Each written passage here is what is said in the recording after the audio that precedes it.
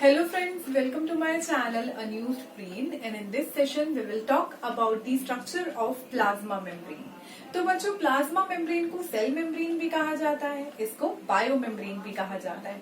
तो आज इस स्ट्रक्चर को हम डिस्कस करेंगे। फाइनली यूकैरियोटिक सेल हमने आज शुरू कर दिया है, ठीक है। आगे वाले जो सेशंस हैं वो भी इम्पोर्टेंट होने वाले हैं, ठीक है। तो मिस मत करिएगा, सारे सेशंस देखना बहुत जरूरी है, ठीक है। ये चैप्टर अपने आप में ही एक इम्पोर्टेंस रखता है नीट के एग्जाम के लिए, प्लस आपकी सीबीएसई के लिए भी। तो बच्चों चलिए इस सेशन को शुरू करते हैं। और आज इस सेशन की शुरुआत में ही मैं थोड़ी सी एनसीईआरटी टच करना चाहूंगी। तो आज जो एनसीईआरटी की मैं आपको लाइंस बताने जा रही हूँ वो बहुत इंपॉर्टेंट है, यहाँ से नीट के लिए क्वेश्चन फ्रेम हो सकते हैं, राइट। सबसे पहला इंपॉर्टेंट पॉइंट देखिए, ठीक है, आप लोगों को दिखाई दे रहा होगा। The detail structure of the plasma membrane was studied after the invention of electron microscope in 1950s। 1950s में जब इलेक्ट्रॉन माइक्रोस्कोप का इन्वेंशन हुआ उसके बाद ही हमें प्लाज्मा मेम्ब्रेन का डिटेल स्ट्रक्चर पढ़ने को मिला, ठीक है। This is very important point, यहाँ से आपको क्वेश्चन पूछा जा सकता है। नेक्स्ट इंपॉर्टेंट पॉइंट, ठीक है, ये देखिए। Meanwhile, the chemical studies on the plasma membrane, ठीक है, जो chemical studies हो रही थी, it helped the scientists to deduce the possible structure of the plasma membrane, right? This point is also important कि जब तक वो माइक्रोस्कोप का डेवलपमेंट हो रहा था, राइट, जब वो डेवलप नहीं हुआ था तो तब तक जो स्टडीज चली वो केमिकल स्टडीज के बेसिस पे थी, ठीक है, केमिकल प्रॉपर्टीज के बेसिस पे थी। तो केमिकल प्रॉपर्टीज के बेसिस पे जितना हम प्लाज्मा मेम्ब्रेन को जान सकते थे उतना हमने जानने की कोशिश की। थर्ड पॉइंट, ठीक है, केमिकल स्टडीज जो की थी वो किस सेल पे की गई, तो this is very important point, specially human red blood cell. Human red blood cell पे वो केमिकल स्टडीज की गई थी, तो यहाँ से क्वेश्चन आपको फ्रेम हो सकता है, ठीक है। और उसी के बाद एक पॉसिबल स्ट्रक्चर प्लाज्मा मेम्ब्रेन का डिड्यूस किया गया। ओके, तो केमिकल स्टडीज के बेसिस पे क्या क्या चीजें, ठीक है, हमने कंक्लूड की, साइंटिस्ट ने कंक्लूड की। तो चलिए देखते हैं। Now first, on the basis of chemical studies के बेसिस पे जो सबसे पहला पॉइंट है कि जो हमारी प्लाज्मा मेम्ब्रेन है वो लिपिड की बनी होती है। सबसे पहला important point, the plasma membrane is composed of lipids which are arranged in bilayer. तो केमिकल स्टडीज के बेसिस पे हमें साइंटिस्ट ने ये बताया कि जो हमारी प्लाज्मा मेम्ब्रेन है वो लिपिड्स की बनी हुई है, और ये जो लिपिड्स हैं ये एक लेयर में नहीं बल्कि बाई लेयर में, डुअल लेयर में अरेंज्ड है। ओके, अब क्या होते हैं लिपिड्स? तो बायोमोलिक्यूल वाले चैप्टर में आप इस लिपिड्स को पढ़ते हो। Lipids are basically the esters of fatty acid and glycerol. तो फैटी एसिड और ग्लिसरॉल के ईस्टर्स को लिपिड कहा जाता है। अगर मैं बात करूं हमारे न्यूट्रल लिपिड्स की, ठीक है, it is a perfect definition for neutral lipid. It is a fatty acid, ठीक है, sorry, it is the esters of fatty acid and glycerol, right. Glycerol की एक मॉलिक्यूल से और फैटी एसिड चेन से बना होता है हमारा एक लिपिड का मॉलिक्यूल। अगर एक इसका रफ स्ट्रक्चर में ड्रॉ करना चाहूं, ठीक है, बताना चाहूं तो इस तरीके से ये एक ग्लिसरॉल का हेड है, ठीक है, एंड इसके नीचे ऐसे फैटी एसिड चेन लगी होती है, ठीक है। ये क्या है? ये ग्लिसरॉल का हेड है और ये फैटी एसिड चेन्स हैं। नाउ ये फैटी एसिड चेन सिंगल भी हो सकती है, ये फैटी एसिड चेन डुअल भी हो सकती है, ये फैटी एसिड चेन ट्रिपल भी हो सकती है। बट प्लाज्मा मेम्ब्रेन में हम इसी तरीके की फैटी एसिड, मतलब इसी तरीके का लिपिड मॉलिक्यूल पढ़ते हैं जिसमें दो फैटी एसिड चेन होती हैं। जिसमें एक फैटी एसिड चेन होती है वो मोनोग्लिसराइड फैट होता है, जिसमें दो फैटी एसिड चेन होती है वो डाइग्लिसराइड फैट होता है, और जिसमें तीन फैटी एसिड चेन होती है वो ट्राइग्लिसराइड फैट होता है। तो न्यूट्रल लिपिड में ये तीन तरीके के आपको मिलेंगे। ओके बच्चों, तो लिपिड का मॉलिक्यूल कुछ इस तरीके का होता है जो कि हम प्लाज्मा मेम्ब्रेन के स्ट्रक्चर में देखेंगे। ओके, और ये बाइलेयर की फॉर्म में अरेंज्ड होते हैं। नाउ नेक्स्ट इंपॉर्टेंट पॉइंट, अभी जो लिपिड का मॉलिक्यूल है अरेंज तो है, लेकिन ये कैसे अरेंज है, अरेंजमेंट कैसा है इसका प्लाज्मा मेम्ब्रेन के अंदर, वो डिस्कस करते हैं। तो यहाँ पे glycerol is the head part, right, and fatty acid is the tail part. Okay, done. तो जो ग्लिसरॉल का जो हेड होता है वो आउटर साइड पे प्रेजेंट होता है, ठीक है। So the polar head is present on the outer side in the plasma membrane, ठीक है। पोलर हेड बाहर की तरफ होता है and the polar head is hydrophilic. Polar head कैसा होता है? The polar head is hydrophilic in nature. इसका मतलब होता है ये वाटर लविंग होता है, ठीक है, ये हाइड्रोफिलिक होता है। अगर मैं बात करूं फैटी एसिड चेन की, तो फैटी एसिड चेन जो होती है वो इनर साइड पे होती है प्लाज्मा मेम्ब्रेन के अंदर। Now next important point, the fatty acid chain और the tail portion present on the inner side. और जो टेल पोर्शन होता है ना बच्चों, ये हाइड्रोफोबिक होता है, ये वाटर हेटिंग, ये इसको वाटर से बहुत डर लगता है। So this is hydrophobic in nature. Okay, ये हो गया। ये वाला जो होता है polar head and the tail is non polar, ठीक है। This portion is hydrophilic and this portion is hydrophobic, ठीक है। ये ऐसे अरेंज्ड होते हैं। ओके, तो प्लाज्मा मेम्ब्रेन में अभी तक हमको केमिकल स्टडी से इतना पता चला। इसके बाद जब हमने और देखा तो हमें और क्या पता चला, यहाँ पे जो लिपिड मॉलिक्यूल होता है वो बेसिकली एक फॉस्फोलिपिड होता है बच्चों। सो लिपिड मॉलिक्यूल यहाँ पे क्या होता है? Lipid molecule is the phospholipid, ठीक है। तो फॉस्फोलिपिड बेसिकली यहाँ पे प्रेजेंट होता है। अगर मैं बात करूं एक फॉस्फोलिपिड मॉलिक्यूल के स्ट्रक्चर की, किस तरीके का होता है, तो यहाँ पे, ठीक है। अच्छा, पहले तो मैं आपको फॉस्फोलिपिड मॉलिक्यूल के बारे में बताती हूँ कि एक नॉर्मल लिपिड और एक फॉस्फोलिपिड में क्या डिफरेंस है।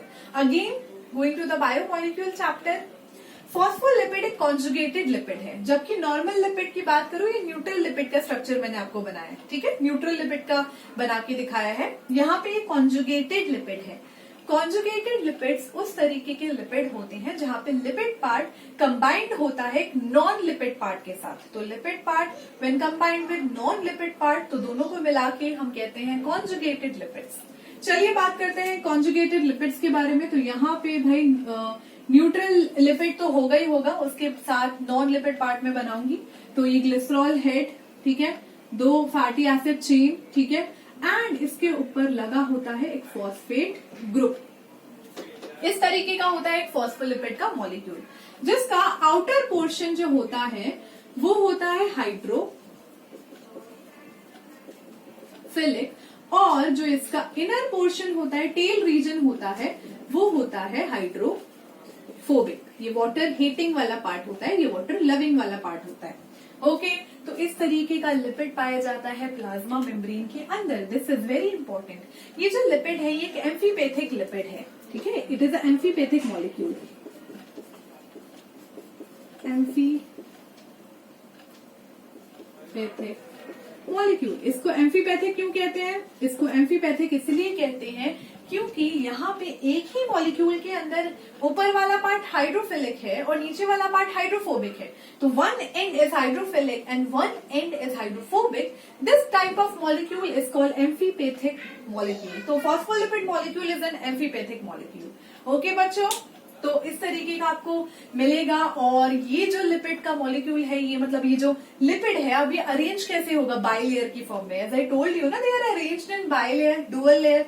अरेंजमेंट कैसा है? देखो, अरेंजमेंट कुछ इस तरीके का है जैसे कि एक, ठीक है, फॉस्फोलिपिड्स है यहाँ पे।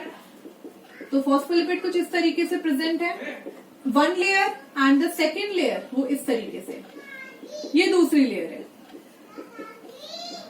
ये देखिए। तो it is a bilayer structure. किस तरीके का स्ट्रक्चर है? ये बाइलेयर का स्ट्रक्चर है, ठीक है। ये देखो बाइलेयर ऐसे फॉर्म होती है। तो यहाँ पे जो इनर टेल है वो बिल्कुल एक्वस एनवायरमेंट से बच रही है, और जो आउटर पोर्शन है वो कैसा है? वो बिल्कुल वाटर लविंग है, वो हाइड्रोफिलिक है। तो इनर टेल बिल्कुल एक्वस एनवायरमेंट से यहाँ पे बच जाती है, ठीक है। तो ये जो अरेंजमेंट है ये कुछ इस तरीके का होता है ताकि ये जो हाइड्रोकार्बन, ठीक है, सैचुरेटेड हाइड्रोकार्बन टेल है ये बच जाए, किससे? एक्वस एनवायरमेंट से।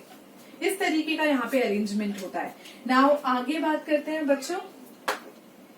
अब आपको यहाँ पे जो हमारा प्लाज्मा मेम्ब्रेन का स्ट्रक्चर है इसमें आपको प्रोटीन्स भी देखने को मिलेंगे और इसके अंदर आपको कार्बोहाइड्रेट्स भी देखने को मिलेंगे। ठीक है, तो plasma membrane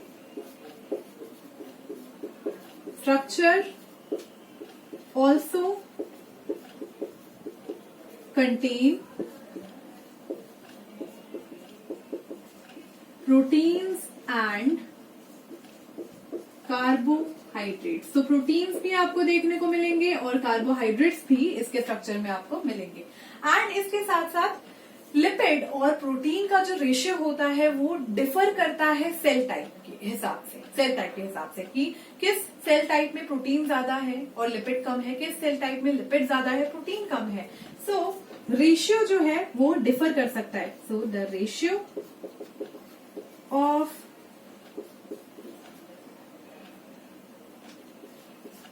protein and lipids differs on the basis of cell type. तो अगर मैं बच्चों बात करूं ह्यूमन आरबीसी की बात कर लेते हैं। केमिकल स्टडीज तो उसी के ऊपर हुई थी, राइट। तो अगर मैं एक ह्यूमन आरबीसी की बात करूं तो ह्यूमन आरबीसी के केस में आपको पता है कितना % लिपिड मिलता है। इसकी प्लाज्मा मेम्ब्रेन के अंदर 40% लिपिड पाया जाता है। तो there are 40% lipid and there are 52% proteins. तो 40% लिपिड्स और 52% प्रोटीन्स के साथ हमारी आरबीसी की प्लाज्मा मेम्ब्रेन, ठीक है, उस पे स्टडी की गई, प्रेजेंट होती है, राइट। तो आई होप आपको इतना समझ आ गया होगा। इसके बाद थोड़ी सी और एक इम्पोर्टेंट चीज मुझे यही बतानी है, उसके बाद हम प्लाज्मा मेम्ब्रेन की कैरेक्टरिस्टिक डिस्कस करेंगे। ओके, कुछ इंपॉर्टेंट पॉइंट्स उसके बारे में। इसमें मुझे और क्या इंपॉर्टेंट चीज बतानी है, जो प्रोटीन्स होते हैं ना वो 2 तरीके के होते हैं। प्रोटीन्स जो होते हैं वो इंटीग्रल भी हो सकते हैं और पेरिफेरल भी हो सकते हैं। तो यहां मैं आपको बता देती हूं, the proteins in plasma membrane it may be integral और पेरिफेरल। ठीक है, जो इसको इंट्रिंसिक और एक्सट्रिंसिक भी कह सकते हैं और इंटीग्रल और पेरिफेरल भी कह सकते हैं। इंटीग्रल जो होती हैं वो मेम्ब्रेन के अंदर या तो पार्शियली या फिर कंप्लीटली बरेड होते हैं। तो integral protein they buried partially और कंप्लीटली इन प्लाज्मा मेम्ब्रेन। और अगर हम बात करें पेरिफेरल प्रोटीन्स की, so they are present on the outer side. ठीक है, तो they are present on the periphery या फिर एक्सट्रिंसिक पोर्शन पे प्रेजेंट होते हैं। So they are present on outer side of plasma membrane. तो प्लाज्मा मेम्ब्रेन की बाहरी तरफ आपको इस तरीके के प्रोटीन्स, पेरिफेरल प्रोटीन मिलेंगे। तो बच्चों प्लाज्मा मेम्ब्रेन के अंदर 2 तरीके के प्रोटीन्स होते हैं बच्चों। पहला है हमारा ये इंटीग्रल प्रोटीन एंड दूसरे हैं हमारे पेरिफेरल प्रोटीन। ये पार्शियली और कंप्लीटली बरेड होते हैं। ठीक है, पार्शियली भी हो सकता है, कंप्लीटली भी हो सकता है। और जो पेरिफेरल है आउटर साइड पे प्रेजेंट होते हैं। ठीक है, ये कंप्लीटली बाहर की तरफ होते हैं। सो इतनी चीजें आपको प्लाज्मा मेम्ब्रेन के बारे में समझ आ गई होंगी। अभी तक हम मॉडल्स नहीं डिस्कस कर रहे हैं। ठीक है, आगे चल के मैं मॉडल्स भी आपको बताऊंगी। काफी फ्लूइड मोज़ेक मॉडल है, डेनिली डेवसन का मॉडल है, सैंडविच मॉडल है, वो सब डिस्कस हम करेंगे। ट्राइलेमेलर मॉडल है। तो बच्चों ये जो चीजें हैं ये बेसिक कंसेप्ट है, राइट। ये बेसिक है बिल्कुल और ये इम्पोर्टेंट है। केमिकल स्टडीज के बेसिस पे क्या क्या चीजें पता चली ये तो एनसीईआरटी में लिखा है। This is very important for your NEET exam. चलिए बच्चों, तो ये आपने आई होप नोट डाउन कर लिया होगा। इसके बाद मैं आपको कुछ पॉइंट्स बताऊंगी प्लाज्मा मेम्ब्रेन के ऊपर और प्लाज्मा मेम्ब्रेन का स्ट्रक्चर भी देखेंगे। चलिए अब बात करते हैं कुछ और पॉइंट्स के बारे में जो कि रिलेटेड है प्लाज्मा मेम्ब्रेन से। तो चलिए स्टार्ट करते हैं। सबसे पहला पॉइंट है, it is responsible for the relationship of a cell with the outside world. Cell का रिलेशनशिप आउटसाइड एनवायरमेंट से, ठीक है, किस वजह से पॉसिबल हो पाता है? प्लाज्मा मेम्ब्रेन की वजह से। क्योंकि अगर सेल को कोई भी मटेरियल आउटसाइड भेजना है या फिर कोई भी एनवायरमेंट, बाहर एनवायरमेंट से कोई भी मटेरियल लेना है, तो उसको प्लाज्मा मेम्ब्रेन को क्रॉस करना पड़ेगा, राइट। तो ये एक रिलेशनशिप स्टैब्लिश करता है सेल के अंदर के कंटेंट के बीच में और एनवायरमेंट के कंटेंट के बीच में। Next, it was discovered by Schwann. Schwann ने डिस्कवरी करी थी प्लाज्मा मेम्ब्रेन की in 1838। Let me take another colour marker. Okay, तो ये जो इन्होंने डिस्कवरी करी थी शॉन ने, वो 1838 में डिस्कवरी करी थी। Important point, plasmalemma. Third point, plasmalemma और the plasma membrane occur outside of the cytoplasm. Cytoplasm की बाउंड्री बनाता है, साइटोप्लाज्म के बाहर होता है ये membrane. It is also called plasmalemma, ठीक है। Next important point, term was originally used by Nageli and Cramer. तो ये जो टर्म है ना प्लाज्मा मेम्ब्रेन बच्चों, नगेली एंड क्रेमर ने 1855 में सबसे पहले ओरिजिनली इन लोगों ने यूज करी थी। तो this is also very important point, ठीक है। नेक्स्ट चीज, plasma membrane are quasi fluid which is elastic in nature. Plasma membrane कोई रिजिड स्ट्रक्चर नहीं है, ये एक फ्लूइड स्ट्रक्चर है, कॉजी फ्लूइड है, यानी कि ये मूव करता है। It is elastic in nature. यहाँ पे जो चीजें हैं, जो बाइलेयर है, इट इज मूविंग। इसके बारे में हम डिस्कस करेंगे जब मैं फ्लूइड मोज़ेक मॉडल आप लोगों को बताऊंगी। नेक्स्ट इंपॉर्टेंट पॉइंट, ठीक है, तो it is quasi fluid and elastic in nature. Next point, these are permeable for solutes and semi permeable for water. तो सॉल्यूट्स के लिए तो ये परमिएबल है, बट वाटर के लिए ये सेमी परमिएबल है। ये पॉइंट थोड़ा सा इम्पोर्टेंट है, ठीक है। इसको मैं जो फ्लूइड मोज़ेक मॉडल है ना, उसमें अच्छे से एक्सप्लेन करूंगी कि कैसे वो सॉल्यूट्स के लिए परमेबल है और कैसे वो वाटर एज सॉल्वेंट है, इसके लिए वो कैसे सेमी परमेबल है। इसीलिए तो फैटी एसिड चेन है वो हाइड्रोफोबिक है, राइट, अंदर की तरफ से। तो यही तो चीज है, बाहर जो है वो हाइड्रोफिलिक है, वो मॉलिक्यूल ग्लिसरॉल तक पहुंच जाएगा, लेकिन जब वो फैटी एसिड चेन को क्रॉस करने की कोशिश करेगा वो नहीं कर पाएगा, वाटर का molecule. So it is semi permeable for water. Water के मॉलिक्यूल के ट्रांसपोर्ट के लिए वहां पे वाटर चैनल्स होते हैं, यानी कि प्रोटीन्स होते हैं, या तो वो पार्शियली बरीड होंगे या फिर वो कंप्लीटली बरीड होंगे, जो कि वाटर को पास ऑन करवाएंगे सेल के आउटसाइड, सेल के इनर कंटेंट की तरफ। नेक्स्ट, ठीक है, इसको हम डिस्कस करेंगे। Made up of proteins and phospholipids. Proteins और फॉस्फोलिपिड्स की बनी होती है। This name is very important, phospholipid. इसके बारे में अभी मैं आप लोगों को बताऊंगी। Biomembrane have an average thickness of 75 angstrom. Average thickness कितना है इसका? 75 एंगस्ट्रॉम इसका एवरेज थिकनेस है। कॉम्पोजिशन ऑफ, ठीक है, बायोमेम्ब्रेन, ठीक है, कॉम्पोजिशन ऑफ बायोमेम्ब्रेन देखते हैं। This point is important. Now composition of biomembrane में देयर आर डिफरेंट बायोमेम्ब्रेन। हर सेल की जो प्लाज्मा मेम्ब्रेन है वो डिफरेंट है। तो यहाँ पे हर जो चीज है, लिपिड है, proteins, oligosaccharide, it may differ from one plasma membrane to other plasma membrane, है ना भाई। तो यहाँ पे लिपिड किस तरीके के हो सकते हैं? Phospholipid, sterol, glycolipid, sphingolipids. चलिए मैं बात करती हूँ फॉस्फोलिपिड मॉलिक्यूल की। ओके, तो बच्चों ये देखो, एक फॉस्फोलिपिड मॉलिक्यूल किस तरीके का मॉलिक्यूल है? फॉस्फोलिपिड मॉलिक्यूल एक एम्फीपैथिक मॉलिक्यूल है। किस चीज का, अगर मैं इसका डिटेल चीज, ठीक है, इसकी डिटेल इंफॉर्मेशन अगर आपको दूं तो ये किस चीज का बना होता है? देखो, सबसे पहले इसके पास होती है, ठीक है, होता है एक एल्कोहल, ठीक है, एक एल्कोहल जो कि प्लेटफॉर्म की तरह वर्क करेगा जिसपे जो फैटी एसिड चेन लगी होंगी, ठीक है, फिर फैटी एसिड की चेन्स, ठीक है, फिर उसके बाद यहाँ पे एक फॉस्फेट ग्रुप लगा होगा, उसके बाद एक और एल्कोहल लगा हो सकता है। ये एक बेसिक स्ट्रक्चर, बेसिक कंसेप्ट है फॉस्फोलिपिड का। चलिए बात करते हैं, पहले बात करते हैं फॉस्फोलिपिड्स की।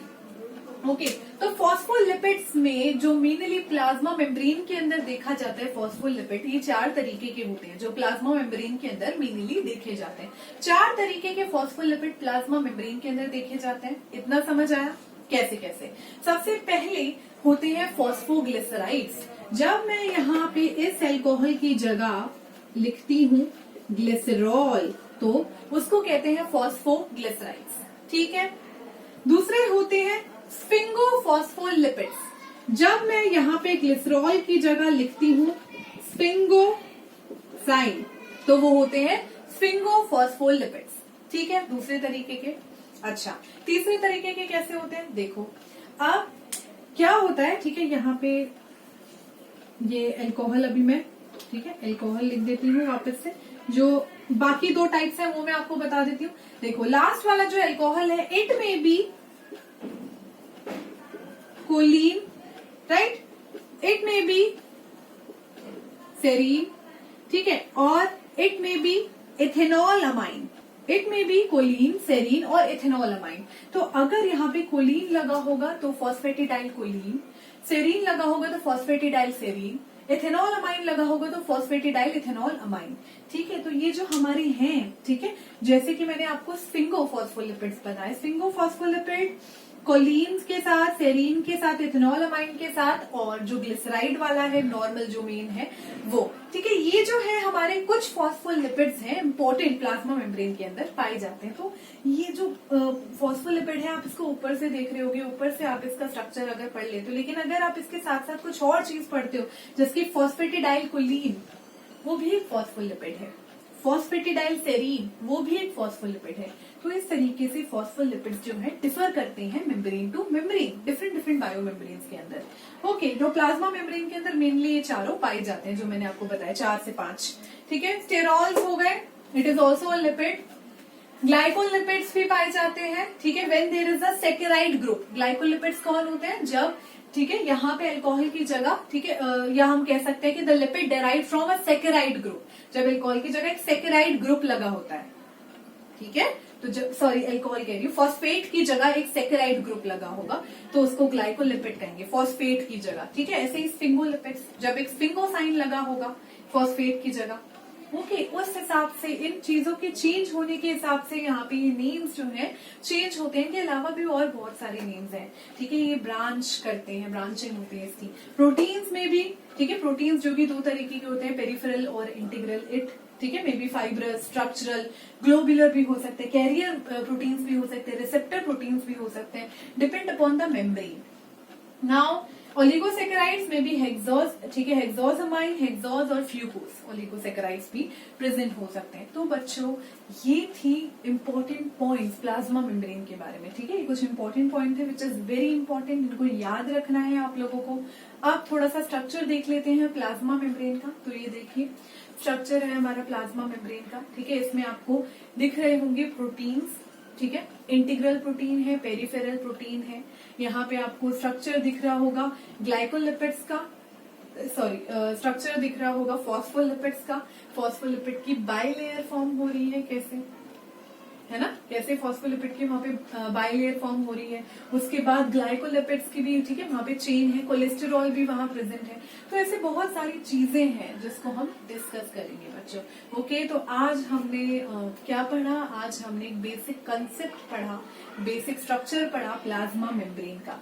अब इसके बाद वाले आने वाले सेशन में हम उन साइंटिस्ट के बारे में पढ़ेंगे जिन्होंने इस प्लाज्मा मेम्ब्रेन के ऊपर कुछ मॉडल्स दिए थे। ओके, तो आज की क्लास में इतना ही, मिलते हैं नेक्स्ट सेशन में। Thank you.